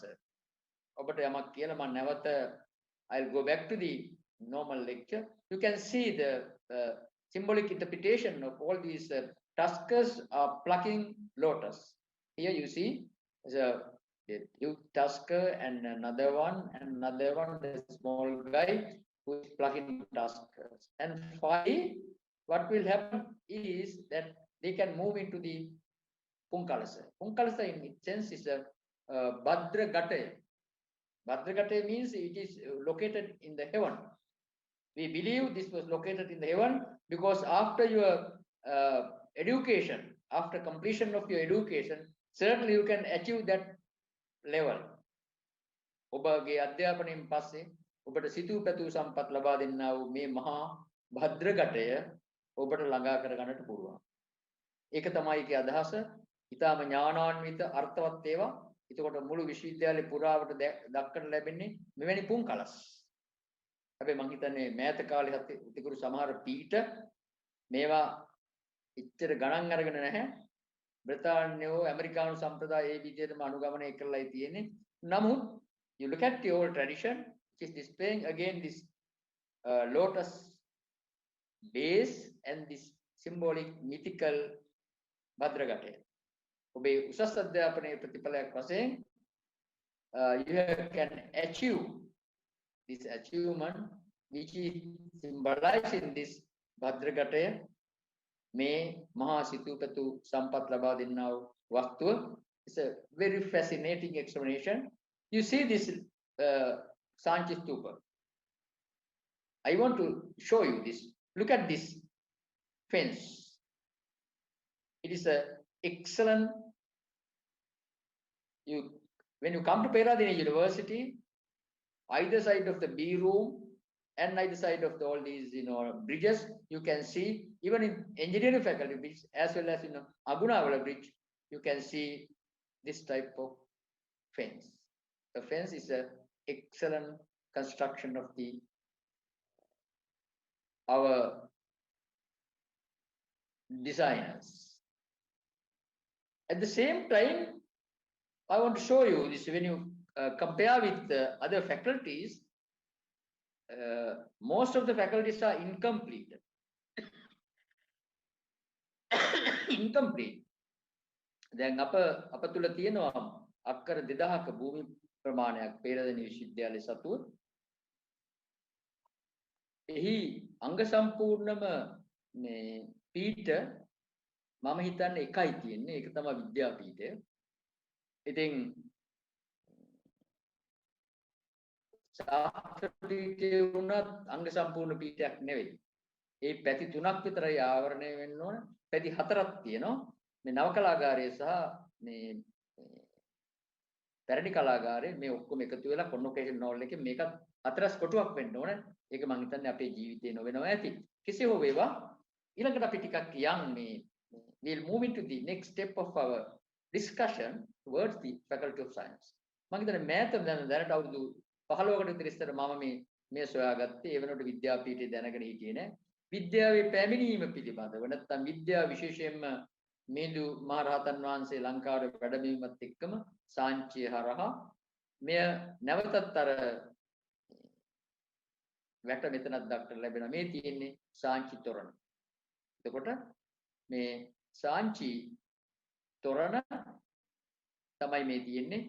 එතකොට මේ සාංචි තොරණ විද්‍යාපීඨයේ පුරාම තියෙනවා. ඒ වගේම විද්‍යාපීඨයේ හතර පැත්තෙම දක්කට ලැබෙනවා.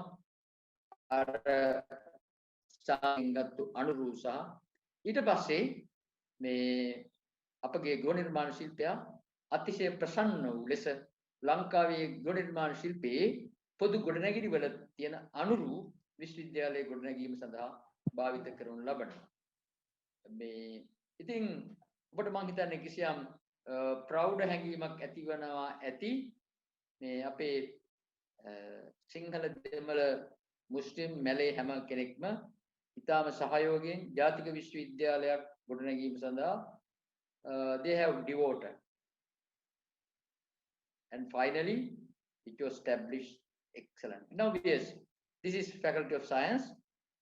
We have taken that one from India, Sanchi Torana. Then you see the inside of the, again you can see this Bhadragataya. මේ හැමතැනම තියෙන්නේ මේ ඇතුල් පැත්තේ විද්‍යාපීඨයේ මේ පුංකලස්.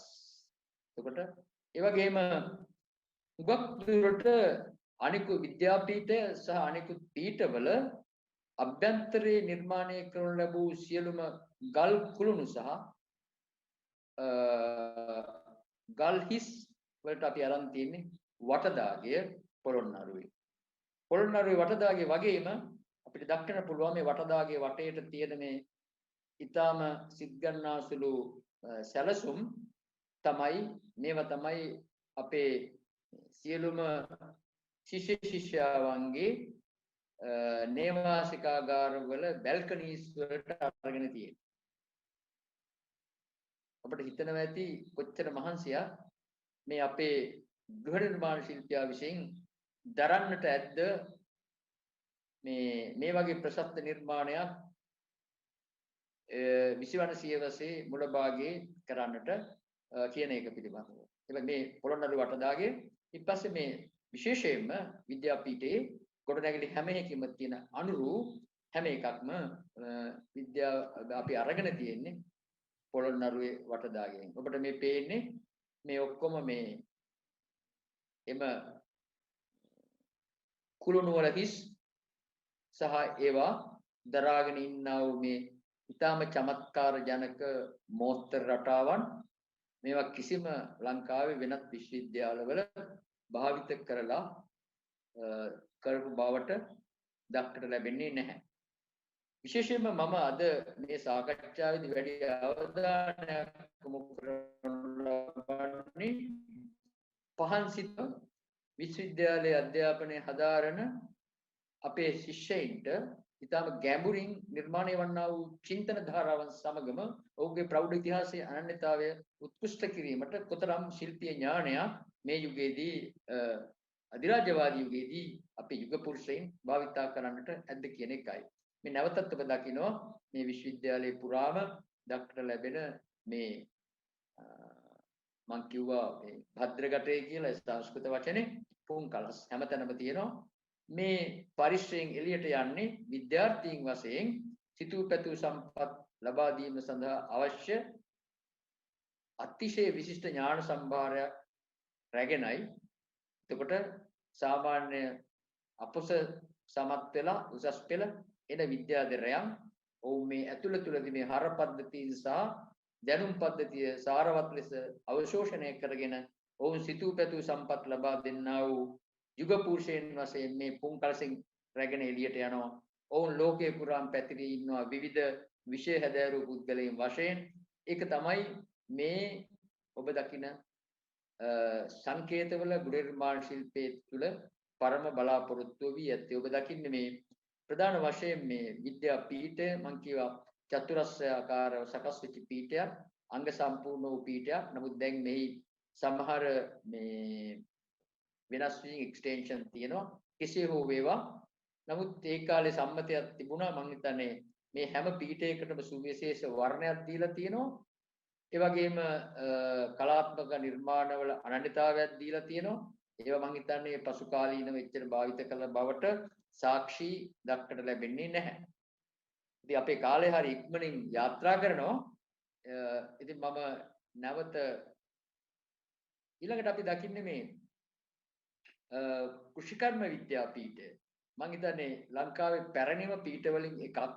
විශේෂයෙන්ම මෙය කොළඹ ආරම්භ කළා. ඊට පස්සේ 1951 වෙන විට අත් වශයෙන්ම මෙය අරුණාචලම් ශාලාවේ එක කාමරයක තමයි සම්පූර්ණ පීඨයේ වශයෙන් තිබිලා තියෙන. ඊටාම සීමිත මේ ආචාර්ය මහාචාර්යවරුන්ගේ සමන්විතව එතකොට අපි ඔබ දකින්නේ මෑත කාලේ මේ කුෂි විද්‍යාපීඨයේ අනුරුවක් මේ තියෙන නැත්නම් කුෂි විද්‍යාපීඨයේ දර්ශනයක් ඔබ දකින්නේ මේ අභ්‍යන්තරේ මම හිතන්නේ විශාල ගොඩනැගිලි සහ සංකීර්ණ රසායනාගාර වගේම ආයතන රාශියක් මේ පීඨයේ සමන්විත වෙලා තියෙනවා. ඒකත් ඊටාම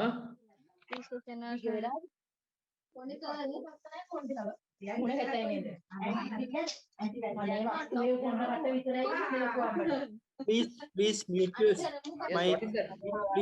Please mute your mic. Sorry. Please mute your mics. Hansi. Yeah. Then at the same time, the කුෂිකර්ම පීඨය ඒ දවස්වල මම හිතන්නේ පශු වෛද්‍ය පීඨයත් එක්ක සමාන්තරව එකම කාලේ පේරාදෙණියට සමීප වෙන්නේ. ඉතින් මම හිතන්නේ දැන් අංග සම්පූර්ණ විශේෂයෙන්ම ඔය නුවරඑළියේ මේ අස්වරේස් පිටියේ දුවන අස්වැයින්ගේ කකුල් කැඩුනහම උන් සනීප කරන්න එක් කරගෙන හදාපු ලෙඩසුව කිරීම සඳහා ඇති කරපු ආයතනයක් තමයි වෙට් ෆැකල්ටි කියන එක. ඒ වගේම ඔවුන් ආහාරය සඳහා ගන්න කුකුලන්ට තා ඌරන්ට හැදෙන අසනීප නිවාරණය කිරීම සඳහා ඒ වෙට් ෆැකල්ටි කියන එක හැදුවා. ඒ කුෂිකර්මයත් එක්කමයි තිබුණේ.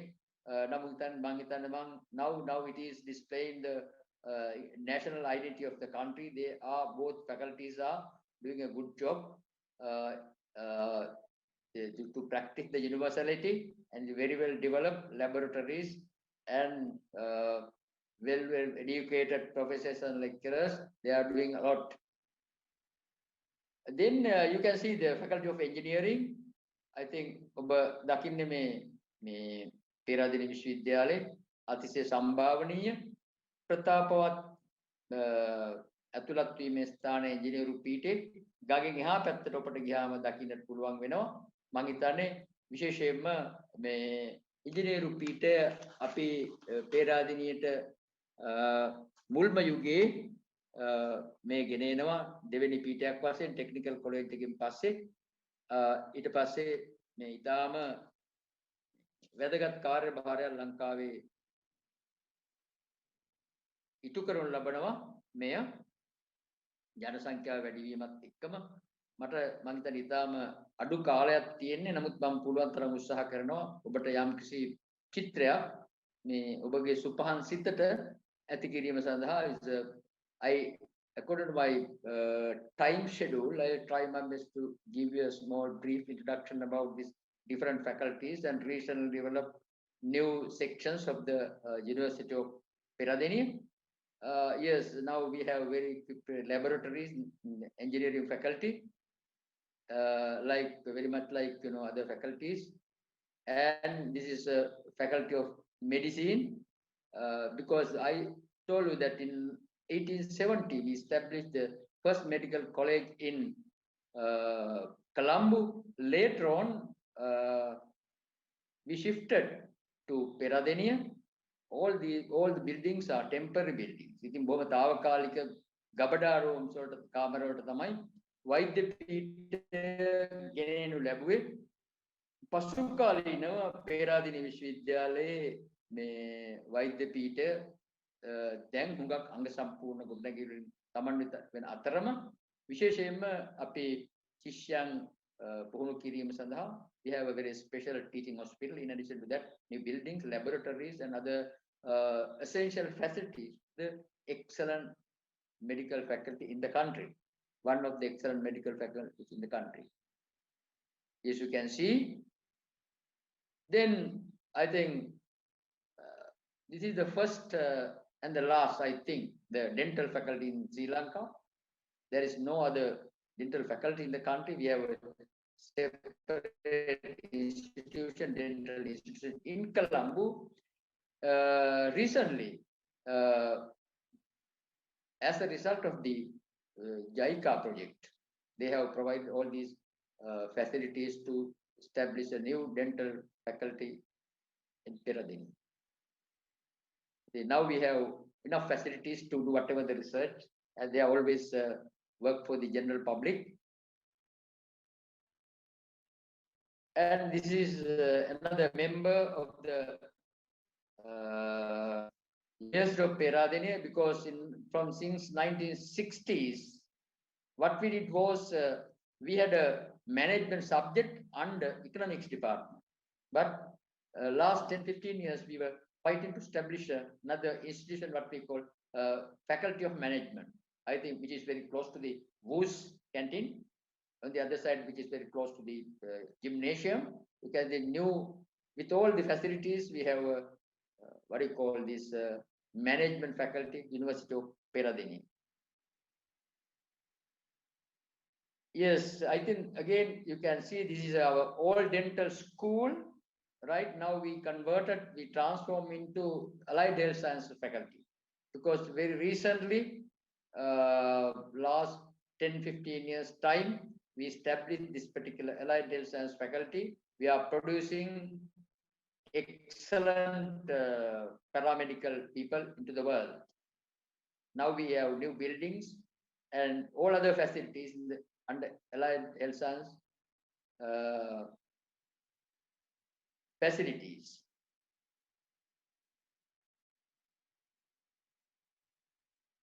I think I have covered a little bit because this is, you can see that in front of the Jayatilaka and Arunachalam Hall, we can see the Alvis Pond, because in 1952, the University of Sri Lanka opened at Peradeniya, but before 10 days, surely the Alvis has passed away, because he want to get some archaeological designs from Polonnaruwa. When he was moving in Polonnaruwa, he got an immediate attack and he passed away. To commemorate his name, here you can see this is Alvis Pond, very famous, everybody knows.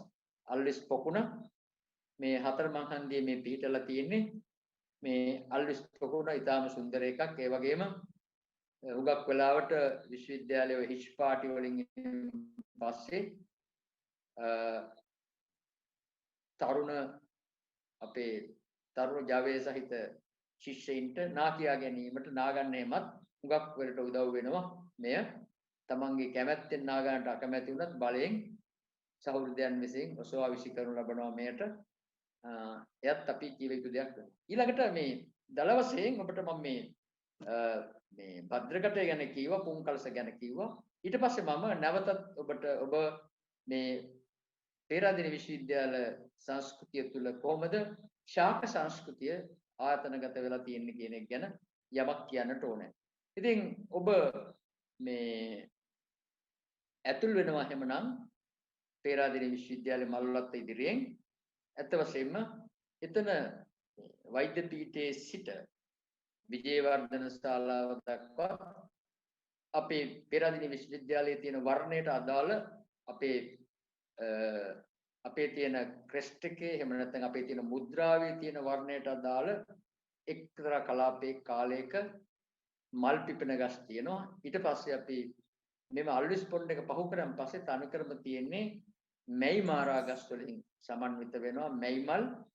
ඊට පස්සේ තියෙනවා අල්විස් පොන්ඩ් එකෙන් දකුණු අත පැත්තට දැනට භූගර්භ විද්‍යා ගොඩනැගිලි සංකීර්ණය සහ විද්‍යා පශ්චාත් උපාධි ආයතනයේ පැත්තට මම හිතන්නේ විශාල කල්වටක් ඉස්සර තිබුණා. ඒ වගේම මේ මුළු විශ්වවිද්‍යාලයේ පුරාම තියෙන්නේ රතු සහ කහ පැහැති මල්. එතකොට යම් කිසියෙක් ගුවන්තලයේ සිට if you can use a helicopter or any sky vehicle or something like that, certainly you can see, especially in March to April, the flowering season, you can see the university crest. ගුවනේසිට නරඹන්නෙකුට විශ්වවිද්‍යාලයේ තියෙන මේ මල් හට ගන්නා කාලය තුලදී විශ්වවිද්‍යාලයේ මුද්‍රාව නිර්මාණය වෙනවා. ඒ සඳහා අවශ්‍ය සියලුම මම හිතන්නේ අශෝක වර්ග විතරක් 18ක් විතර විශ්වවිද්‍යාලය තුල තියෙනවා. මම දැකින් කීවා ඒ දවස්වල 1970 ගණන් වල මුල මිස්ටර් ඒකනායක අපේ මල්වත්තේ හිටපු අපේ අධ්‍යක්ෂකතුමා ඒගොල්ලන්ට මල් හිගවුවාම ඒ අය මේ මල් වර්ගවල ඇට ලබා ගැනීම සඳහා පේරාදෙණිය විශ්වවිද්‍යාලයට තමයි ඉන්නේ. ඒ තරමටම මල්වත්තට වඩා අපේ ඒ තරමටම මල් වර්ග තිබුණා. නමුත් අපි දකිනවා යම් යම් වෙනස් වීම විශේෂයෙන්ම 1900 ඔය 72 ප්‍රතිසංස්කරණ සමගම විශ්වවිද්‍යාලේ බොහෝ වේවල් වෙනස් වෙනවා. පීඨ වෙනස් වෙනවා. මේ වෙනස් වීම එක්ක ඇතිවෙච්ච දේවල් සමග ආහාර වගා ව්‍යාපාරයක් ඇති වෙනවා විශේෂයෙන්ම. එහි ප්‍රතිඵලයක් වශයෙන් මේ උද්‍යානයේ බොහෝ ස්ථානවල මේවා ඔක්කොම කුඹුරු බවට පත් කරනවා. ඔතන ජයතිලක සහ අරුණාචලම් දෙපැත්තේ තිබුණ ලොකු පොකුණු දෙකක් ඒකට කියනවා ට්වින් පොන්ඩ් කියලා. ඒවෙන් පස්සේ මඩවලිනුත් කුඹුරු මැදින්ම නෙළුම් සහ මානෙල් එන්න පටන් ගත්තා. Either side of this Alvis pond and around the ground in 1975 I think they have cultivated manioc, sweet potatoes and paddy in this university premises. ඒක මම හිතන අපි වෙනම කතා කළ යුතු දෙයක්. ඉතින් විශාල වශයෙන් ඒ නිසා 72 ප්‍රතිසංස්කරණ සමගම ශාස්ත්‍ර පීඨය වෙනස් කරනු ලබනවා. ඒ ප්‍රතිඵලයක් ලෙස මානව ශාස්ත්‍ර භාෂා සහ ලලිත කලා කැලණිය විශ්වවිද්‍යාලයට අරගෙන යනවා. ඒ සමගම අපේ තිබුණු 4 වෙනි තට්ටුවේ ප්‍රධාන පුස්තකාලේ පොත් තුනක් අරගෙන යනවා. මහාචාර්ය ඉදිරිවීර සරච්චන්ද්‍රයන් වැනි කීර්තිමත් උගතුන් කොළඹ විශ්වවිද්‍යාලයට මාරු වෙනවා. මේ වගේ සිදුවීම් එක්කම අර University of Sri Lanka කියන මහා දැවැන්ත අලංකාර සිත් ගන්නාසුළු චමත්කාර ජනක විශ්වවිද්‍යාල ආයතනයේ වෙනස් වීම වලට භාජනය වෙනවා. Certainly it is aesthetically it is a excellent, environmentally is an excellent place. Everything is all right, but as a result of the 1972 education reforms, university has changed a lot. Therefore, aesthetic subject shifted into Peradeniya University, and most of the universities amalgamated into one university, that means University of Sri Lanka. All the universities, they use very special word for that, mandapa, campuses. With all these transformation, still Peradeniya University is in this particular place. Now it is expanding horizontally and vertically. It is providing excellent education facilities as a result of the freely educated students who come to this particular university. Now you listen this, I think thousands of letters they change to establish this university. Sri Lanka, Rajamantra Sabha and the British government. And Sinhalese, Tamils, Muslims and Malays, all intellectuals and others, they have supported a lot. They have given money, they have given books, all these things they have done. Particularly now I have to tell something about our hostel. Hostels in the sense we have, this is a residential university. Actually, all the hostels in the University of Peradeniya, because today I have no time to show all these pictures. All these hostels, they name to indicate national heroes. They have supported to the establishment of the University of Ceylon.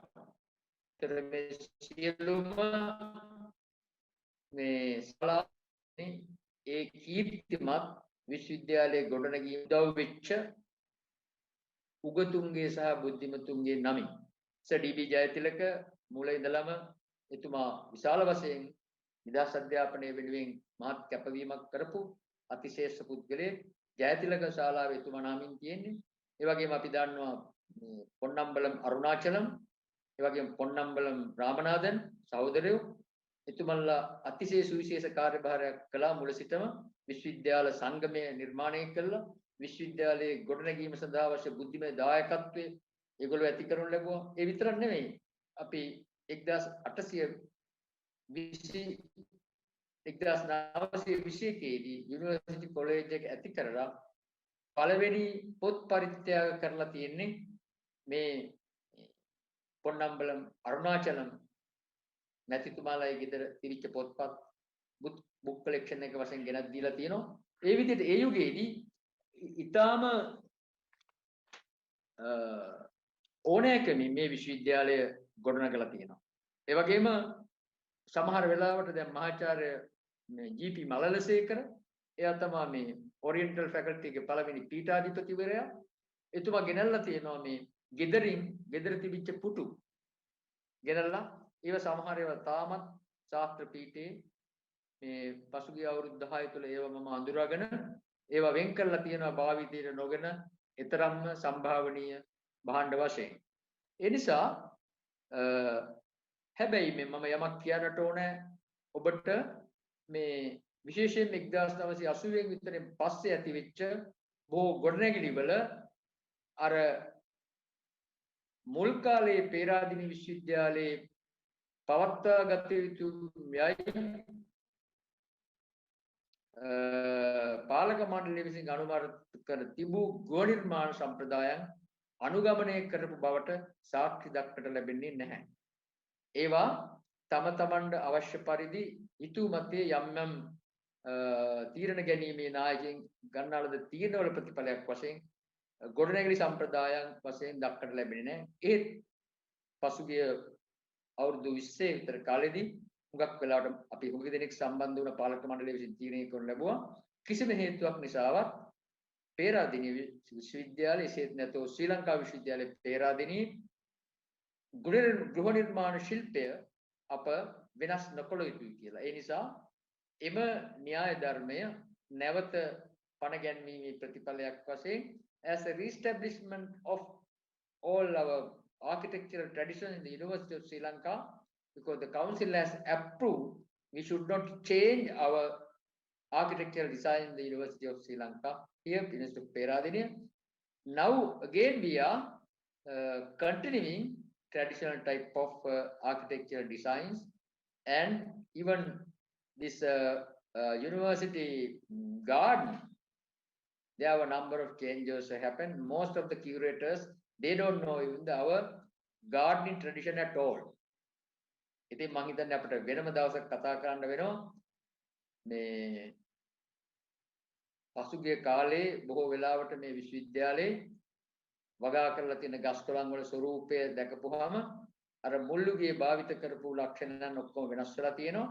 ඒ හින්දා මම හිතන්නේ වර්තමානයේ අපේ දැන් මේ මහාචාර්ය ධර්මසේන මැතිතුමා වගේම අනිත් ෆැකල්ටිස් වල සම්භාවනීය තීරණ ගැනීමේ අපේ නායකයෝ වගේම මතුමතුවට මේ විශ්වවිද්‍යාලයට පැමිණ ඔබේ මුතුන් විස්තන් විසින් මහත් පරිශ්‍රයෙන් සහ ඕනෑකමින් ගොඩනැගුමේ කීර්තිමත් විද්‍යාස්ථානයේ දේශාන්තරයේ පැතිරී තිබෙන මහා කීර්ති නාමයක් සමගම තාමත් ලංකාවේ දැනටත් හොඳම විශ්වවිද්‍යාලය බවට පත් වෙලා තියෙනවා.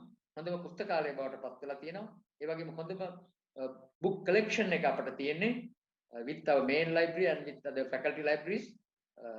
ඒ නිසා ඔබ අතිශය සුන්දර විශ්වවිද්‍යාලයට පැමිණිලා ඍජු වශයෙන්ම වක්‍ර වශයෙන් මේ ආයතනයේ ඔබේ මතුමතු පරම්පරාවල දූ දරුවන් සඳහා පරිශීලනය කිරීමට යෝග්‍ය පරිදි තබා ගැනීමට උත්සුක වෙනවා නම් ඔබ සැබෑ ලෙසම අර මඩේ එරිලා මඩ ගාගන්නේ නැති හස්තියෙන් බවට පත් වෙනවා.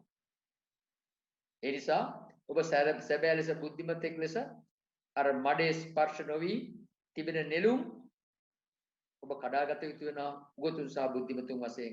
ඒක තමයි අපි කියන උපාධි අපේක්ෂක කාර්යභාරය. That's a task of the undergraduates. We have to do it.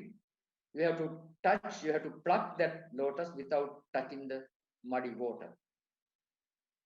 Time to time we have faced, we have observed some undergraduates Actually, they are not displaying the role of the white tuskers. They are very much similar with the white buffaloes. In that sense, don't destroy the university. You protect this world heritage. Thank you very much. Thank you very much, sir. Today, I am very happy about the starting point because there are about 300 participants. Unfortunately, some students can't join, but we will play the recording after fixing the date and time. I think all of you are with us till the end of the course. Now, I thank to our resource person, Professor HMDR Herath, former head of the Department of Sociology, Faculty of Arts. Thank you very much, sir. Contribute your valuable time as a first resource person of this course. So thank you very much. And I want to yes, sir. Thank you very much. Okay, sir, you're welcome. And I have a small request. You have tomorrow session, same time, you can use the same link for the tomorrow session. So thank you very much. Okay, thank you very much. Yes.